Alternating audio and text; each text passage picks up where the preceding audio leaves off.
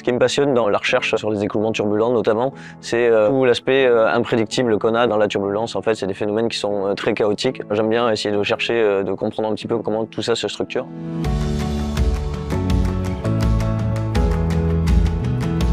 Je m'appelle Arthur Colombier, je suis enseignant-chercheur en énergétique à l'IPSA depuis 1 an maintenant. Alors la thématique de mes recherches, c'est d'étudier et de représenter le comportement des fluides lorsqu'ils s'écoulent le long d'une paroi. Mes activités de recherche se concentrent majoritairement sur l'écoulement de l'air, sur tout type de surface. Il y a de nombreuses applications de mes recherches, alors pour citer notamment l'aéronautique. Par exemple, si vous prenez un moteur d'avion, donc vous avez des parois un petit peu partout dans le moteur sur lesquelles l'air vient s'écouler. Donc on a des petites problématiques à gérer dans chacun des composants. En particulier, ce qu'on peut regarder, c'est ce qui se passe dans les hobs de turbine des moteurs. C'est-à-dire que les hobs de turbine sont soumis à des gaz chauds qui sont issus d'une chambre de combustion et qui risquent de détériorer en fait l'intégrité structurelle de la turbine. Et donc mes applications de recherche cherchent à optimiser ce refroidissement donc par la modélisation et mécanismes de refroidissement.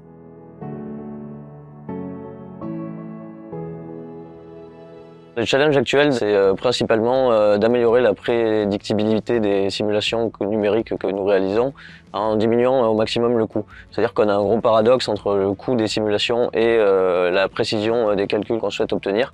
Donc les enjeux, c'est vraiment d'améliorer les performances des simulations.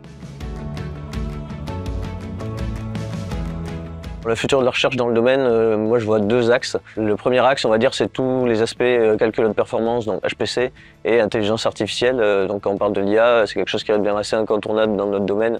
Mais également, il y a un autre point qui est plus sur les aspects, on va dire, applicatifs de la simulation et de la modélisation. On va toujours chercher à améliorer nos performances pour réduire les coûts. Ça a quand même un impact assez fort en termes de budget, mais également en termes d'empreinte carbone, parce qu'on est sur des consommations électriques qui sont vraiment énormes. Donc ça a un impact qui est non négligeable.